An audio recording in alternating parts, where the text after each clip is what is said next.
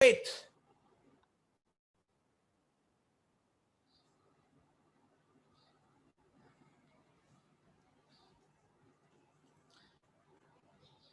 Let's try to probe deep into this notion.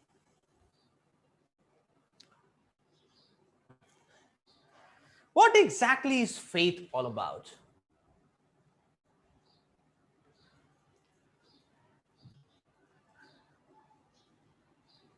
Can we do without faith? Is faith a necessity or is it an extracurricular option?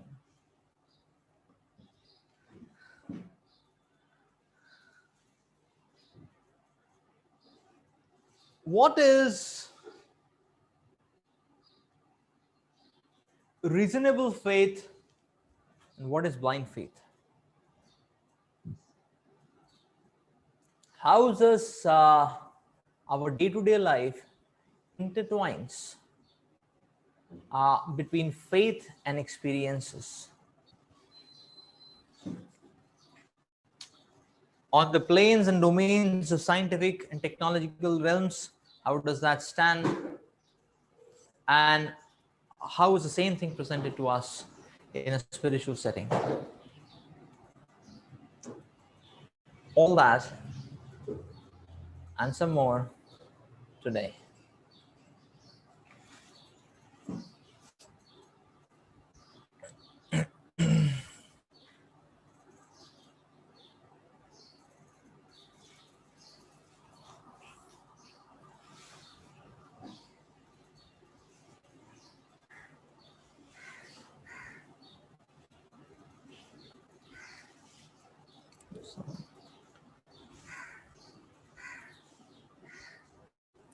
Sorry about the side show, just give me a minute.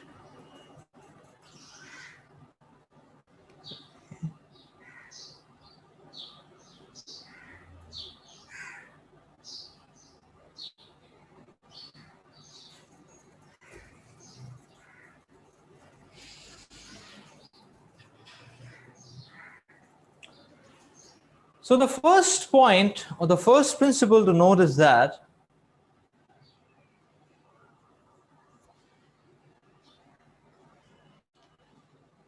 in a material concept of life, or in general, in various aspects of life,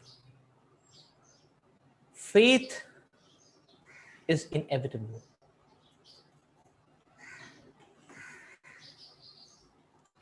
Faith is inevitable, actually. We can't live or survive without faith in any aspect of life. There may be metrics, there may be principles, but at the core of it, what we need is faith. That's the point, actually. In every walk of life, faith is required.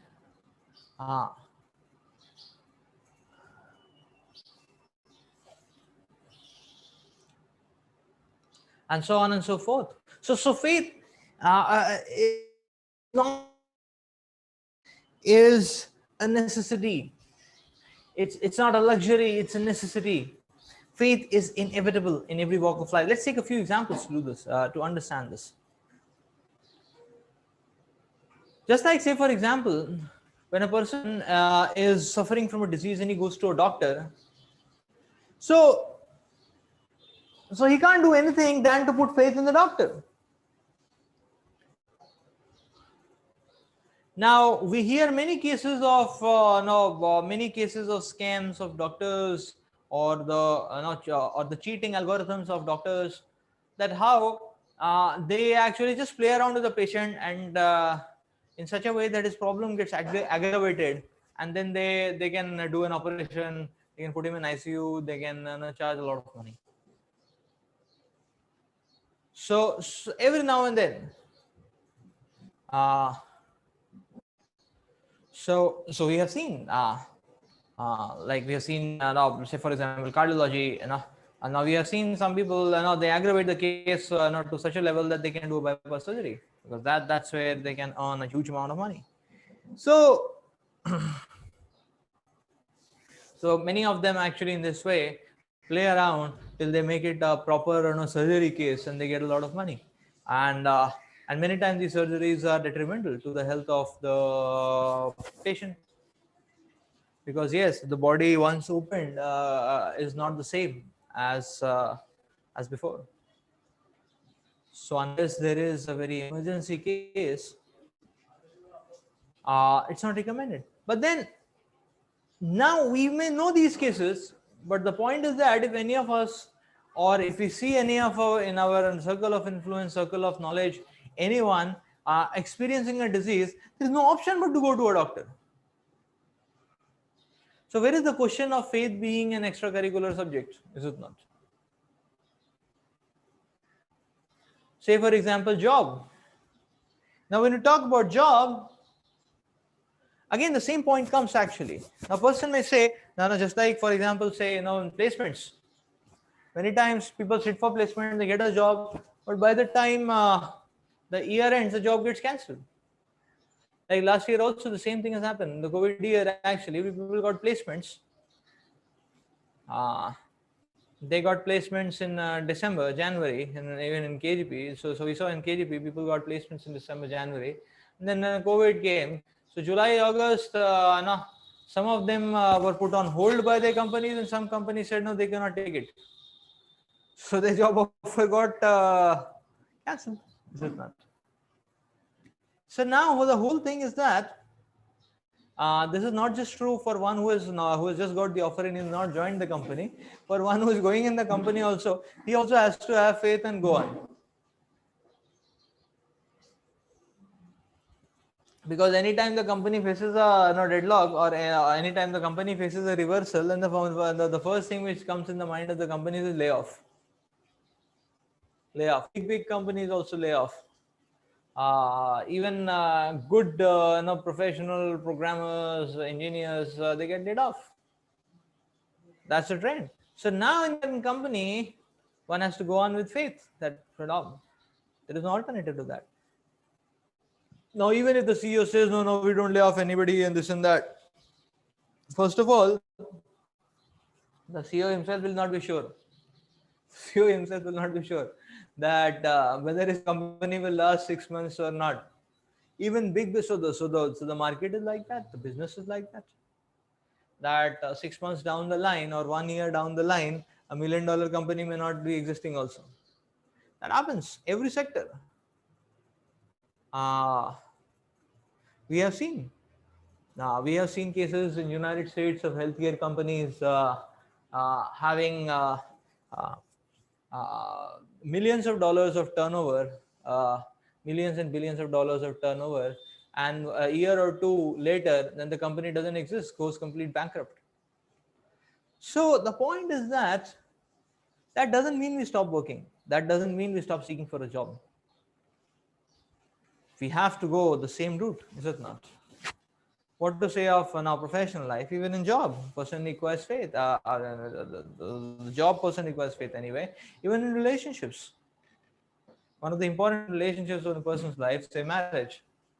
Now, when it comes to marriage, a person requires faith. He requires faith because how the dynamics will go, how long the marriage will last, or how will the expectations match?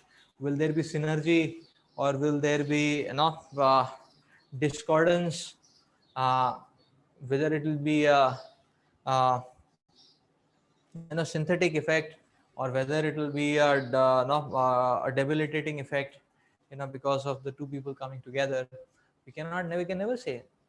So what does it mean? Then one should not marry. What does that mean? So the point is, now the next aspect in a married man's life, say children. Now nobody can be sure that you see every 2 months, 3 months old child looks so attractive, looks so innocent, so attractive. Even a 4 or 5 years child also looks like that, right? So now that any child in the range 2 years, 2 months to 5 years actually looks so innocent, so attractive actually. So now But then so many children, turn out to be a muff, turn out to be a spoiled child, turn out to be, to have negative habits. Some people go on to become animals, sinful criminals, so on and so forth. Now the point is that how does one understand? So one has to go on investing in that relationship with faith. That okay, let me do my duty and try to nurture this person into a proper human being, and then it's up to his free will, is it not? So this goes to show that faith is required in every walk of life. And similarly, even in science, faith is required. Even in science, faith is required. Because, uh, because you see, the point is because you see, the sciences, okay, the science is about logic, science is about modeling, science is about simulation. I mean, all that is okay. Logic, modeling, everything is okay. But actually, the goal of science is uh, to help alleviate the problems of humanity in some way or the other. So that means that the efficacy of science has to be reflected in the index of one's life, actually, is it not? And now that leads to a dimension of faith, actually. It's all about faith, whether this principle is going to be positive or not, whether the new invention will help people or it will uh, uh, it'll prove out to be fruitful or disastrous. You have to be one with faith, is it not? And our domain of science or scientific understanding is very limited. Now, from a limited perspective, when we try to understand the vast, expansive universe, there is an element of faith. The vast, expansive time scale, the eternally existing life per se, there is a lot of elements of faith in terms of theories, postulates, and so on. Just like, say, for example, Einstein's mass energy equivalence principle, the EMC square, Einstein's principle. It got its first experimental proof after 100 years of Einstein's postulating it. So it's all about faith, is it not? It's all about faith. Similarly, scriptures also call for faith. Similarly, scriptures also call for faith. So now the point which comes is that what is this? So what is this faith all about? In fact, you see the point. What is this faith all about? So it's not that okay, somebody is putting faith. If somebody says, okay, I have faith in God, then we'll say, okay, you fool, you are blind. Superstitious, you're blind. You're just having, if you're having faith in God, it's a low symptom.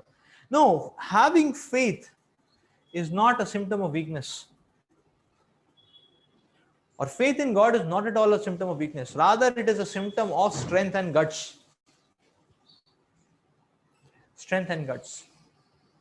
Why? So for that, let's try to understand what is this faith. So faith is basically that propensity of a human being, which if he channelizes, then he can go out of the box. Then he can actually make things better. He can actually travel unknown frontiers and make a powerful offering to humanity by increasing the dimensions of humanity. I mean, the dimensions of the reach of the humanity. That's what is faith all about. So faith is a matter of guts, is a matter of strength. Because faith means that one is believing in something sublime. So that sublime is not yet manifest, but one is ready to undertake that arduous task, the Herculean task, to walk the way in an attempt to building a road for humanity to move forward. So this kind of attitude, you can see, this is the same kind of attitude which is found in the topmost revolutionist of humanity. Be that, so be it great revolutionary scientists or philosophers or leaders and so on. There have been people who have thought out of the box, who have fought for something sublime which others were not able to see, who spend their sweat and toil not knowing what's going to happen, but that desire to do something better for the society, and therefore that desire to actually go out of the pre-existing frameworks which are problematic, and give a sweet offering to humanity. And people have done that. That is faith. So that means unless somebody walks by faith, the index of our life, even materially, is never going to improve. Never going to improve. So therefore, faith is a matter of strength. Without faith, there is no improvement of the quality of life.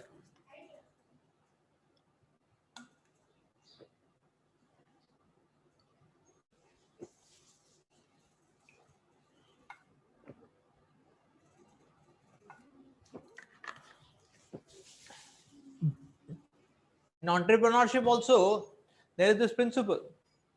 So when you are having an idea, now you see, the point is you have a business idea. Now nobody can say that this business idea is going to be successful or not. Okay, there are metrics by which you can predict to some extent, but predictions are ultimately predictions. They may or may not happen.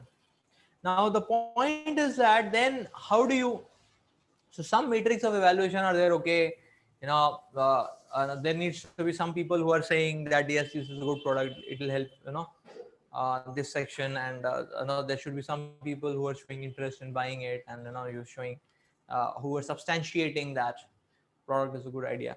But then over and above that, still it's a matter of faith. Faith on the part of the entrepreneur who is driving the idea, faith on the part of the investors who are investing money in the idea. So now they say that okay, now you see the point. If it comes to the investor, then he has to invest say $1 million in a venture, 100,000, 200,000, $400,000 in a venture. What is the investor going to look at? Ultimately, he will see some matrix, that there is some substantiality that this idea may kick off, may hit off. But then the other factor which they want to see is that how much faith the person has in his own idea. How much the person is dedicating himself to his own idea. Is he fully dedicated? Is he dedicated enough to lay down his time, energy, finances, everything for his idea? Only if he is, and only if they find he is, then they are willing to invest. That okay, this person is having very deep faith in his idea, let us invest in him, because he is not going to back out, he is not going to sidetrack, he's going to walk forward. So similarly, so in this way we can understand that without faith we can never go ahead, even materially. And therefore in spirituality also faith is required. So rather, faith is that potency in a human being which can actually open the limitations and shackles of material engagement, and give access to a person to actually transport himself into higher dimensional realms, actually, and that is the spiritual realm.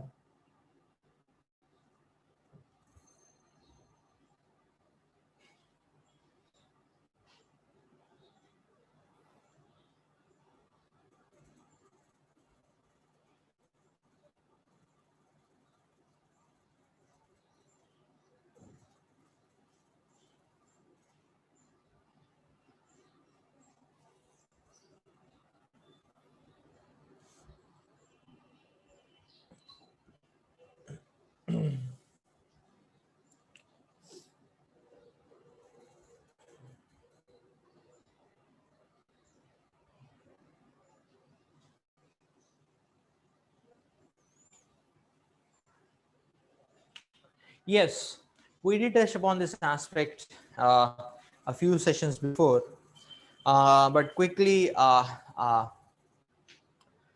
bringing about the point.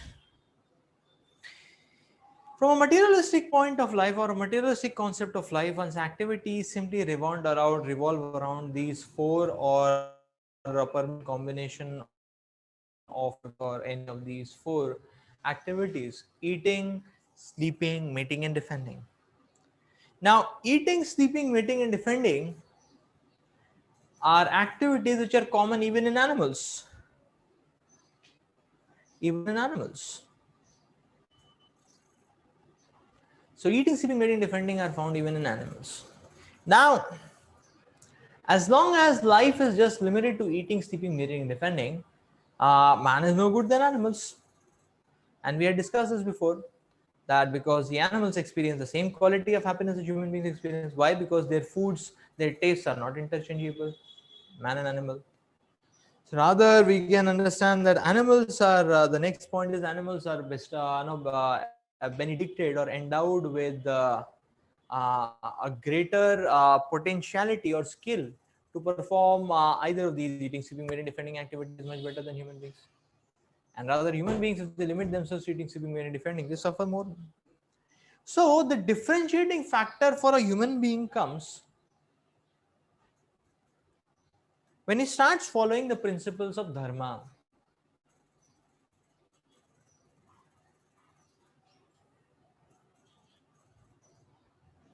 And therefore, dharma begins when one starts inquiring about the purpose of creation. Not just the layout of creation, but the purpose of creation, actually. So we can see that only when there is a spiritual inquiry, only then there is a higher dimensional inquiry. That's where dharma begins, actually. And what is dharma? Dharma means laws of God. Laws of God.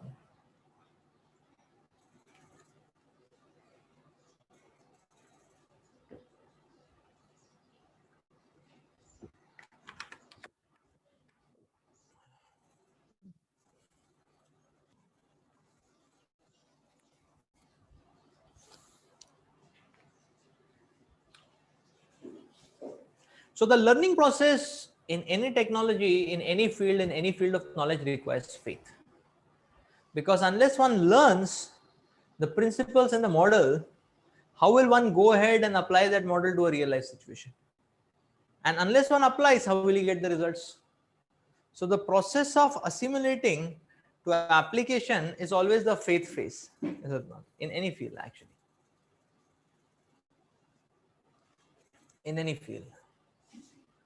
So here we are understanding the important point that now when it comes to human beings and animals, it's like we say that okay, this the spiritual inquiry is a uniqueness of the human being. Similarly, we can say that faith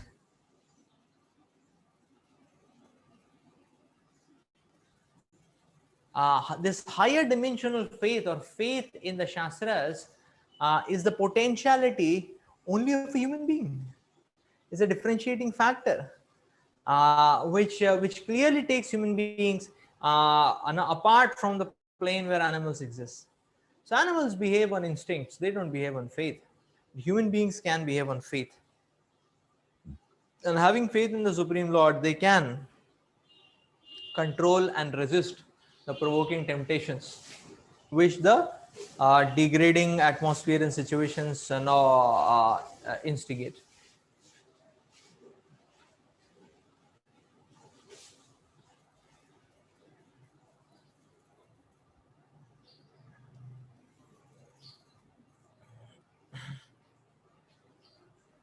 There is an important, interesting example which is given here. So now what you're seeing is a photograph of it's New York, uh, USA. Uh, Now suppose an aborigine from some tribes happens to land up in New York all of a sudden, first time in his life, and now he's seeing these skyscraper buildings. He's seeing skyscraper buildings, and he is taken aback because he's never seen this kind of a structure ever in his life, and now first time he's interfacing. So now the aborigine is thinking that, oh, this is amazing, this place. It must have been always there, like any other mountain range. Because Now, in his experience, what he has seen is mountains, and mountains are not created, mountains are always existing. So now he relates this New York City with the mountains. He's saying, well, mountains have always been there. These are also different kind of mountains, and they would always have been there. Now, only an Aborigine can think like this, is it not? If a little bit learned person, even if he has done class 5th, class 6th, class 8th, class 10th, is it not? If he is put in New York City, he will see the same skyscraper buildings, and he will not make this mistake of saying that, okay, just like mountain ranges, this is also eternal. This is always existing. So he knows that, okay, building construction is an RCC structure, it requires piling and it requires foundation and everything, floor by floor things are constructed and so on.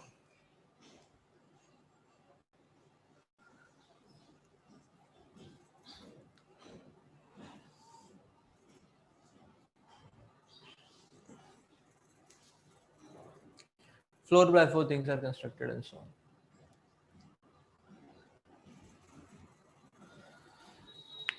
So he knows that, is it not? So therefore, he will not be taken aback seeing the New York City, seeing the New York City.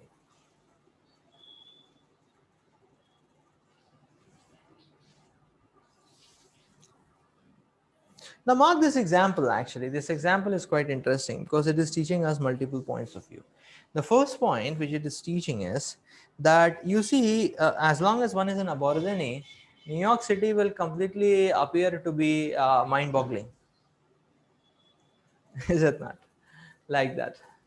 So when the state is like that, then if then what can one do? If one state is like that, then one has to accept everything with faith. Is it not? That, okay, so many people are saying that no, this New York City is all constructed, it's man-made construction, is it not?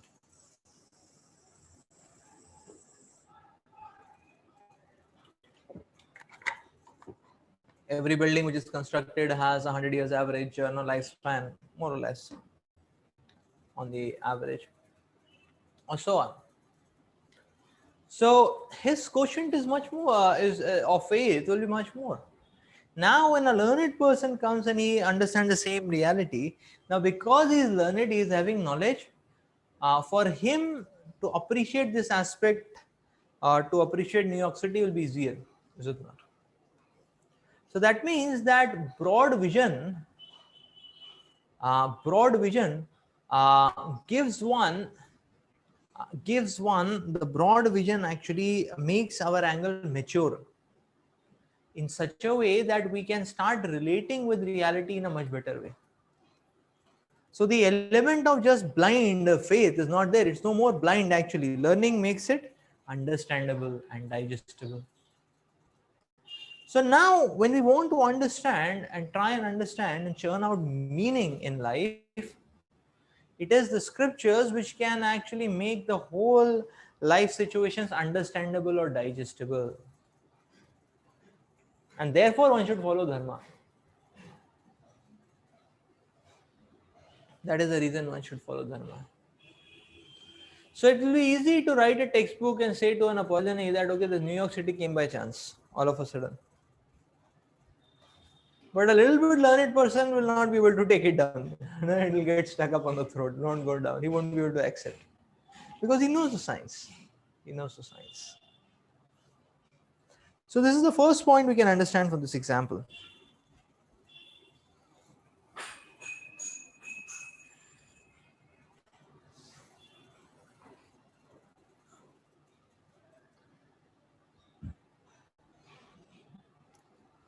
Now the second point is, so like now we were talking about, okay, faith is required. Faith is required in every walk of life. So now what choice we have? We have the choice to decide where to put faith in. Is it not? So we can only evaluate this important question. The question is not whether to put faith or not. Putting faith is essential. But now in which direction to put faith, that is where we can choose. Is it not? That's where we can choose.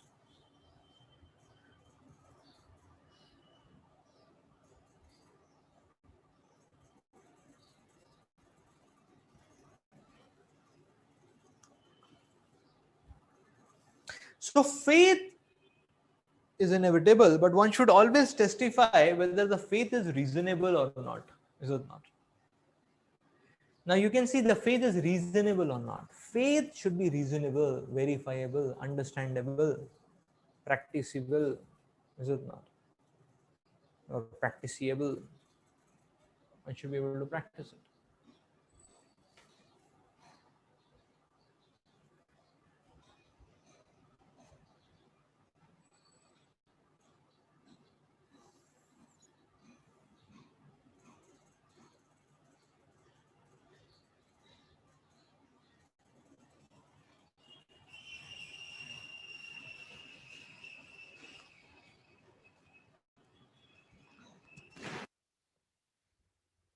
So we will see now the case of this aborigine is such that now this aborigine's belief system where he is putting his faith, now we can very much term it as blind faith because he doesn't have any domain knowledge, he doesn't have any vastness of learning. So it's almost a blind faith. Okay, this place is amazing, it has been always existing, like any other mountain range.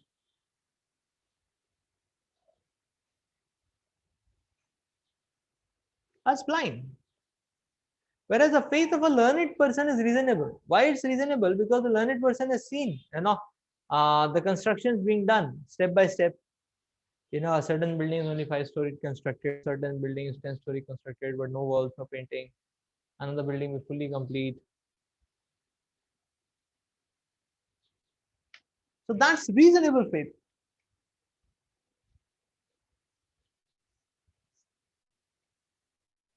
That's reasonable faith.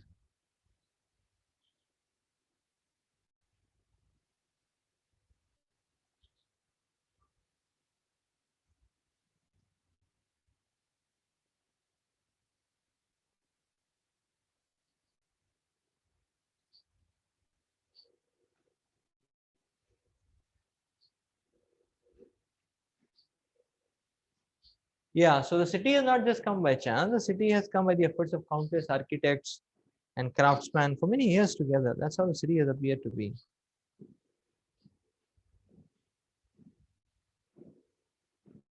Now it says here the physical structure of a living cell is more complex than that of the entire human cell. Yeah, so the physical structure of a living cell is more complex than that of the entire New York City. The human body has more than 30 trillion of these cells. And these cells can regenerate themselves.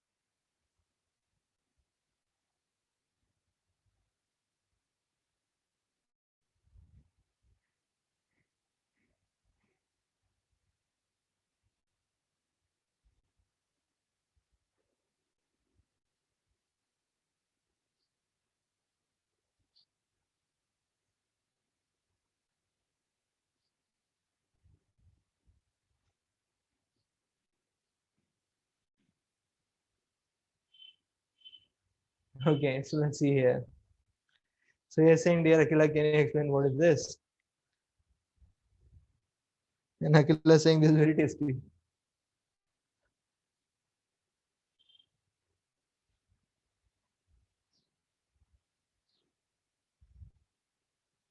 Yeah, so here we come to the point that the computer can tell you the exact color composition, but it cannot tell if the painting is beautiful or not.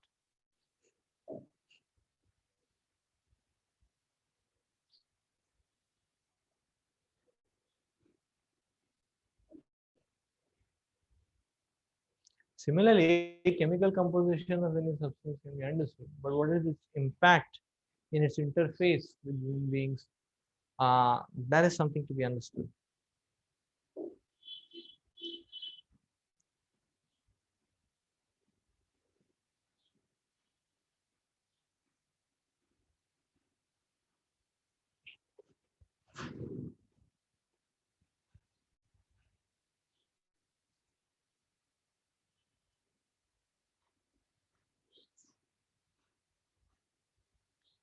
So Huxley made the statement that there is a third thing, which is the sublime, which is the dimension of the soul.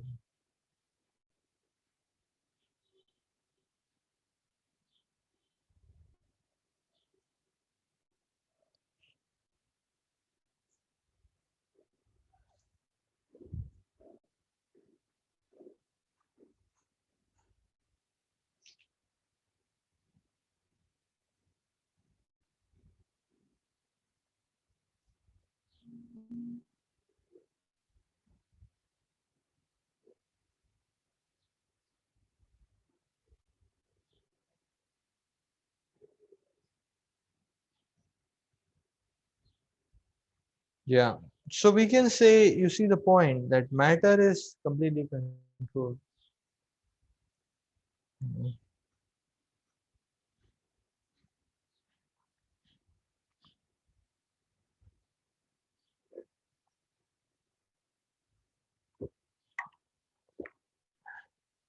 The spirit soul has minute control, and God has full control.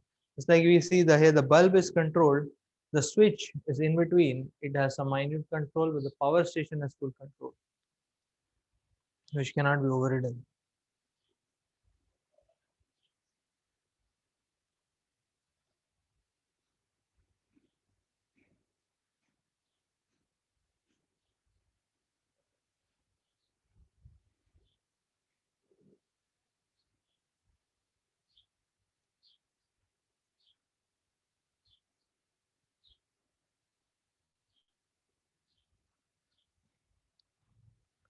Yes, so the controlled is matter, the minute controller is the spirit, and the supreme controller is the super soul.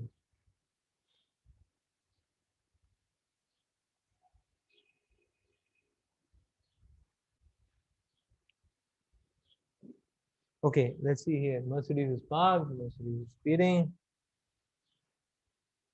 What's the difference?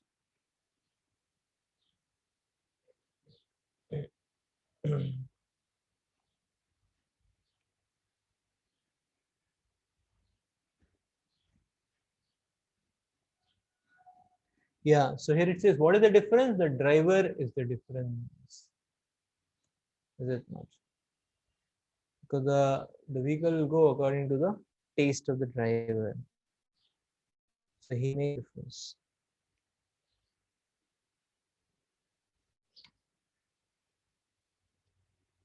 Similarly, we say that okay, this cosmic manifestation is also like a big machine. Now the question is the machine, who is the operator, who is the owner? Is it not?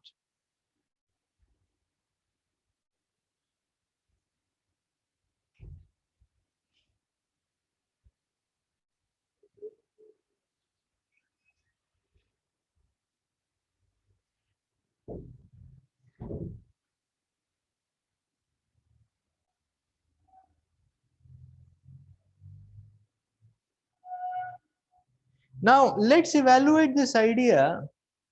Now we are saying just like a big machine requires an operator, similarly this world requires an operator.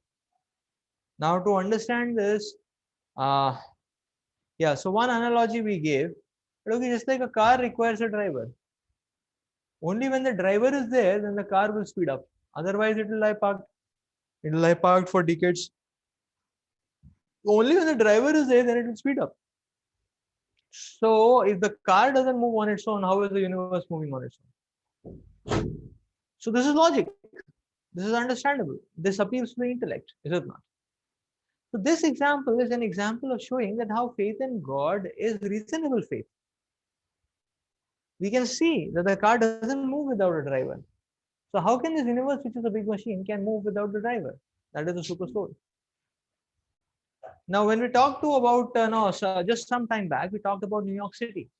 Now we are seeing that New York City, with all its skyscrapers, New York City actually, nobody can, none of us can imagine that New York City has come by chance on its own. We know that actually people over the centuries they have developed it, they developed the buildings and the trade and everything. So now New York City, now, say for example, scientists and biologists they talk about that, single cell in a human body is more complex than New York City. If New York City cannot come by chance, it requires so many engineers, and architects to make it happen. That means so much of brain substance to make it happen, effectively speaking. So now, how can the universe would have come by chance? The universe has to have an intelligent source who has created the universe. So this is reasonable faith. Reasonable faith. Like sometimes some people will challenge Srila Prabhupada. They would say that, okay, Swamiji, they would say that, sometimes some people would say that, I don't believe in your definition of God, say for example, or your understanding of spirituality. So then Prabhupada would say, okay, if you don't believe in us, what is the definition of God which you have? And many people would not be able to answer properly because they would never have had an idea, is it not? So then Prabhupada would say a very simple thing that if you don't know something, now we are telling you, why don't you accept it? You know? And by saying that you don't know, is that not blind faith? Is that not blind faith? The saying that you don't know, actually.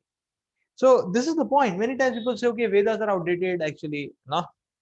Now people be using all herbal products, all Ayurvedic products, soap, from soap to, from soap to toothpaste to, children to everything. People be using all that, but then they say Vedas are outdated. And Vedas are outdated. So efficacy is there, actually. So now that's so rather, somebody saying or outright rejecting God and not wanting to hear, not wanting to try it out, in fact, that is called as blind faith. Because he's blind, he's not reasonable. He's not reasonable enough to experiment. Is it not? Unless you try it out, how are you going to understand it? Is it not? So this is the point. This is reasonable faith.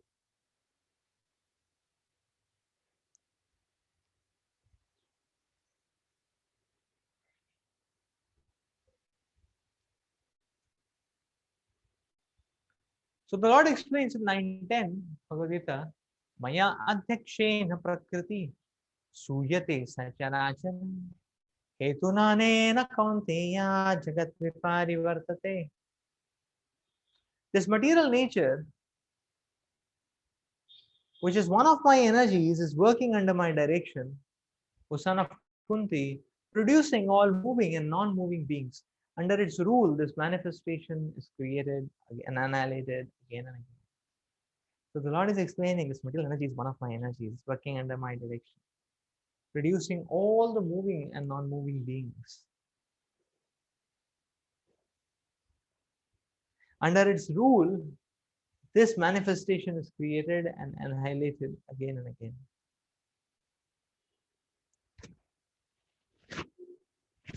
So the Lord is establishing here how He is the fountainhead.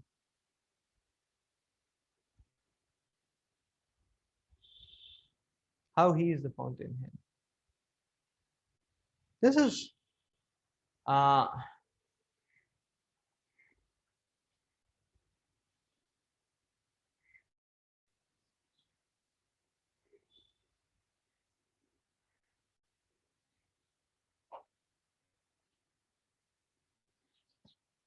so this is understandable. We understand material energy is not in our control. So, and whatever we do, when material energy wants to retaliate, we cannot do anything about it. Be it hurricane, be it tsunami, or whatever. This is not. Be it an earthquake, people just cannot do anything about it. So that means we cannot control material nature. But you will see,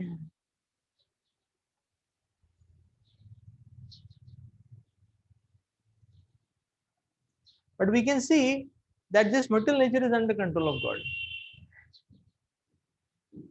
Because material nature requires control. So many times it is proper and auspicious, and sometimes it blows up. So that means that for everything there is an in charge, and that's God.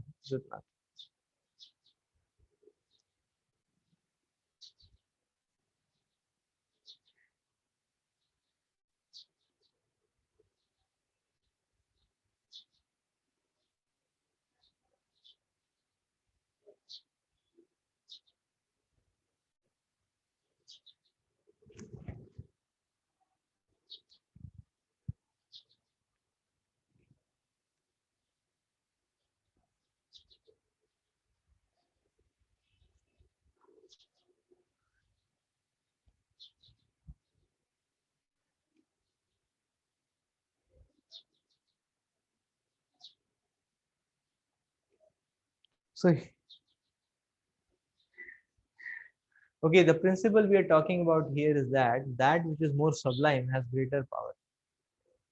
So, water body is huge and awesome and immeasurable.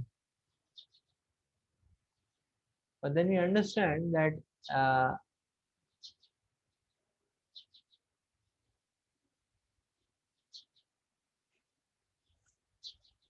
so we understand that air is more subtle than water, and therefore air is a superior element. And because air is a superior element, air can drive water. It's like tsunami. Tsunami is basically driven by air. So that means that a higher dimension or a more subtler dimension has greater power to improve things. That's the point. So in the same way, when we take shelter of God,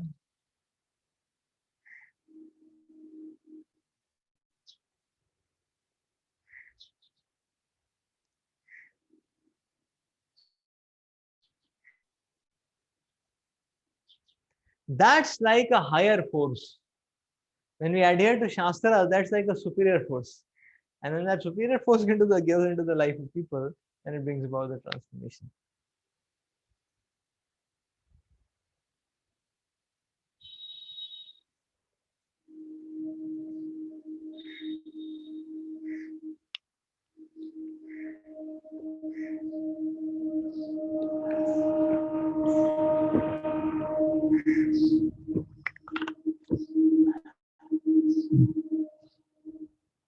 So here it is being said that inferior energy has no power unless the superior energy gets involved. So unless wind gets involved, there'll be no tornadoes or hurricanes.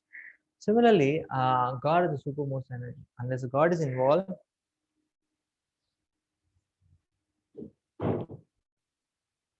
and the inferior power will not do much actually.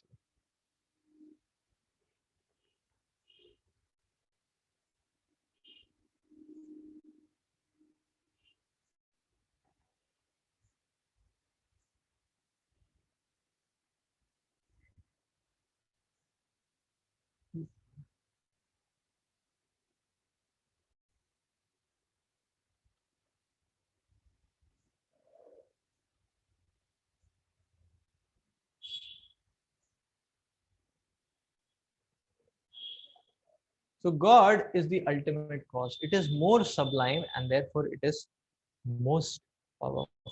Most powerful. One of the things now you will see that uh, you see how we can just by looking around we can understand that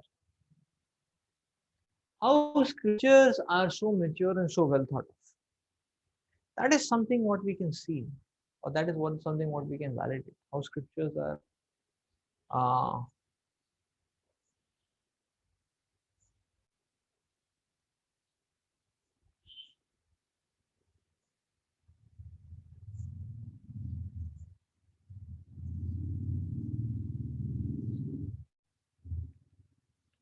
So we can see that when scriptures give us certain principles, they are giving us from the standpoint of a very far-sighted. No, it's far-sighted.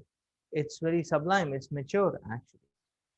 That's the kind of teachings which scriptures are giving us actually. Like say for example, the scriptures explain that the crux or the summum bonum of every spiritual process is respect for every living entity. Now this is amazing. This is amazing because it can completely change the paradigm of our thinking and our relationships.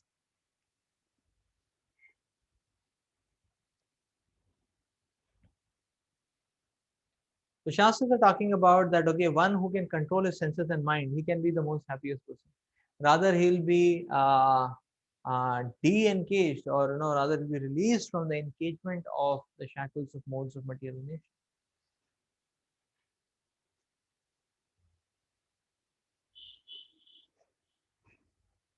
So scriptures are very thoughtful and are very mature. Shastras are talking about that a civilization, how advanced the civilization is. The Shastras explain At a civilization which gives proper respect, care, and worship to these five kinds of people, old men, women, children, brahmanas, cows.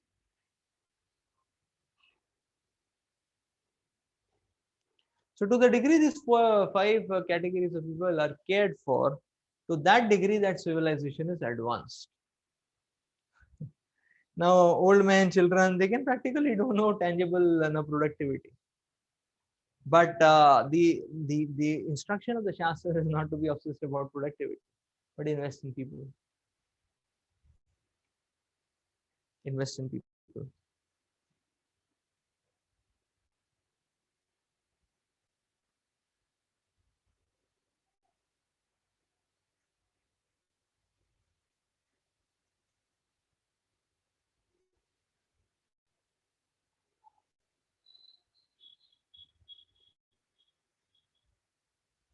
So therefore, faith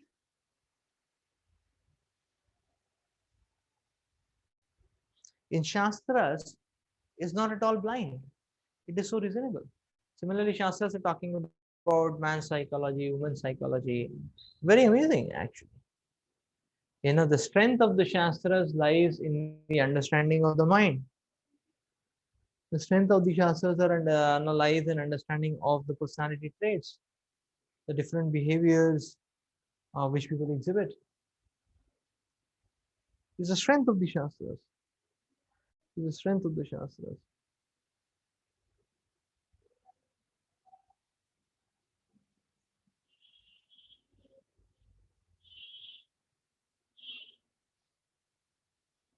So this is the point. Whereas on the other side, we can see that in science, there are some proofs, but then over and beyond that, we see that things are exaggerated too long and not stretched too long and too strong. Just like, say, for example, if you talk about emotions, then scientists will say, okay, emotions are nothing but chemical secretions. That means you can inject any chemical, you can start feeling that particular kind of emotion. If this was so easy, then nobody would have shed tears in their lives, is it not? They would have just taken an injection of endorphin or something, and he will start feeling very positive. His family, somebody is dead, now he starts feeling positive. He's chilling out. Okay, dead. What can I do? So it's not as easy and cheap as that. And somebody says, okay, what about my mother? Do the feelings I have for my mother all chemical secretions? It's very difficult to believe that.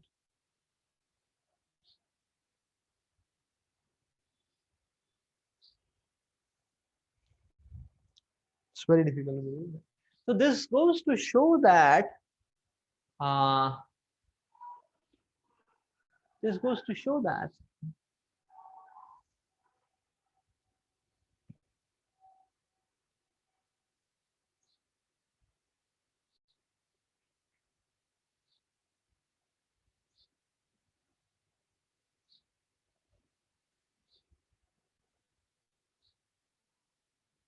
the understanding is little wishy-washy. That the whole concept is little wishy-washy, is it not?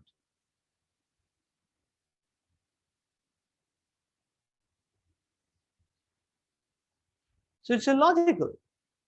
In one sense, that goes in the domain of blind faith. So just like we had discussed Big Bang, sometime.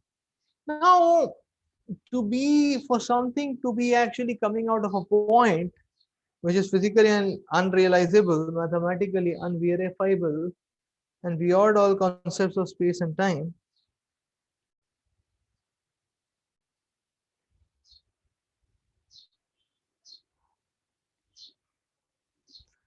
what is the point in believing in such a point? Better believe in the person, is it not? Better believe in the person. So now the point is that we may say, no, but science is giving us so many offerings.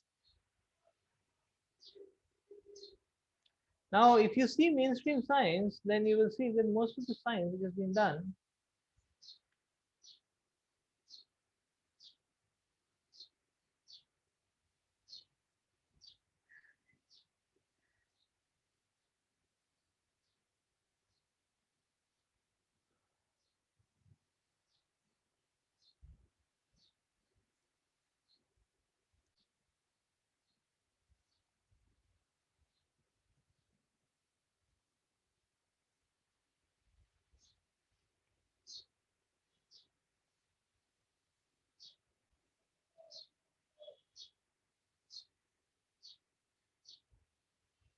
So yes, we were talking about technology, the inventions actually. So most of the scientific research is taken in an applied direction, and therefore what we see is an increase of gadgets, and most of these gadgets are based on the same principle actually. Like say for example, heating, cooling is based on the same principle. So actually, the attempt to research also is not going any further. Who is researching on fundamental sciences? So this is the point actually. So with the gadgets, seeing the gadgets, the people's faith is developed in science, and then toward the fundamental science, there is not much understanding, and therefore there are simply hypotheses or theories, philosophical theories, which people start accepting. This is the point actually. This is the point.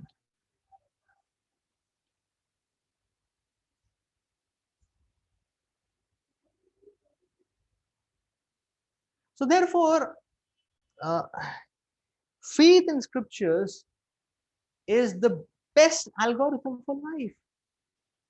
Just like when we do programming, every now and then we get stuck up, and we have to Google it out, the see on Stack Overflow, and then just learning the language of programming is not enough. Person should have learned algorithms, how to code and solve the problems in an efficient manner. Actually, in this way, we can see that scriptures give us the most efficient ways of driving our vehicle forward. Vehicle forward. And this whole understanding is not blind. It's reasonable. It's reasonable. We can see the trajectory. We can understand the trajectory. And if we walk a little bit, and then we can experience it physically also. So spirituality is not a theoretical concept. In Bhagavad Gita, the Lord explains, every principle we can experience in our personal life, provided we follow sincerely and seriously. Provided we follow sincerely and seriously. So we'll stop here for today. We'll continue this thread of dimensions of faith in our further classes as well. So today we just touched upon the first dimension of faith. Uh, the other dimensions of faith we'll touch upon in our subsequent classes.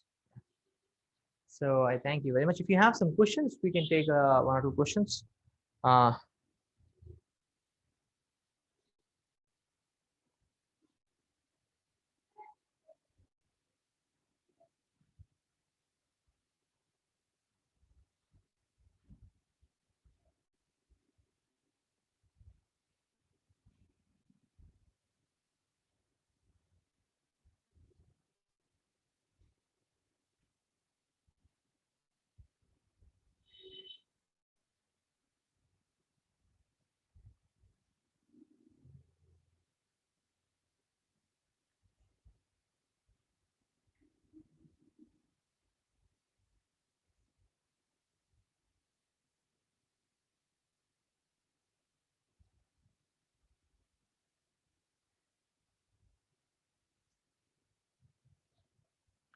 So we ended on this slide that just like in a train, you know, uh, given a bogie actually, it is being pulled by the immediately next bogie. But then there are bogies further which are pulling, which are like the remote cause, and the engine is the ultimate cause. So, for example, in a 15th bogie, the 14th is the immediate cause, the 10th is the remote cause, and the engine is the ultimate cause. So, many times, superficially speaking, only the immediate bogie is visible. Or maybe one or two bogies ahead is visible. The engine may not be visible. So, therefore, one has to apply so the ultimate cause is not visible. So although it's not visible on the gross plane, but then one needs to apply his intelligence to actually reach out to the ultimate cause. And that requires actually driving into sublime trajectories or sublime dimensions. And it's all what is this faith all require? I mean, what is this whole concept of faith? Till what extent, or what is the max extent of it? What is required? All it is required, all this faith game is required to just take the Shastric principles and apply and seriously implement in one's life. As soon as one does that for a considerable period of time, then one can see the effects in one's own existence. So in that way, faith gets strengthened, boosted up, is it not? So then that way one can get pratyakshavagamam, right on experience, right on experience. So let's stop here for today. Hare Krishna. Thank you.